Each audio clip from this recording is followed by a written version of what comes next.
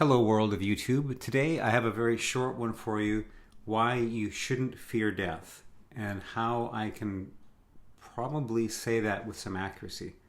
So to preface this, I have a little visual aid here that I'll get to in a moment. But life is difficult. We all know that. It can be wonderful. It can also be difficult. Dying, the process of stopping living, including, racking pain, perhaps drifting off in your sleep. It could be any number of things, a car accident. The process of dying is probably not desirable. We wouldn't want to experience that over and over again.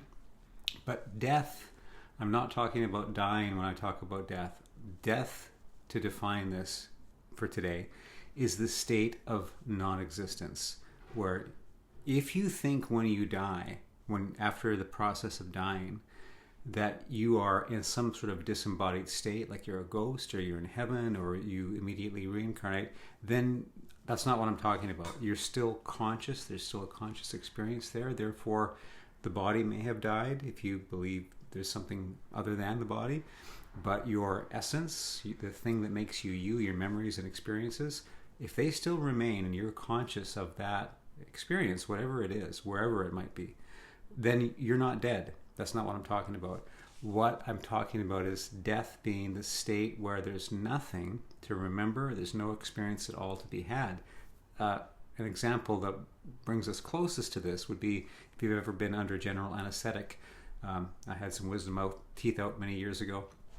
They gave me a general anesthetic. I closed my eyes. I immediately opened my eyes up and it was 4 hours later. So I had no understanding, no experience at all of the interval in between closing my eyes and opening my eyes, because there was no conscious experience at all. The body was still even alive then, but I had no conscious experience. So that could have been 4 hours, it could have been 400 years, it could have been 4 billion years. But when I open my eyes again, whatever it is that I am, when I open my eyes, I might be an insect, I might be a fish, I might be whatever could possibly have conscious experience. I might be a meteorite if they have some sort of conscious experience. When my eyes open again, when consciousness awakens, then there will be experience. But in the interval, which we're calling death, there is no experience. So here's my little visual aid here. So we have what we conceptualize as life, and then we often conceptualize death as being some sort of interval, and then maybe there's reincarnation, maybe there isn't, maybe there's a heaven and a hell. I don't know for sure. But we do conceptualize this gap here as being dead.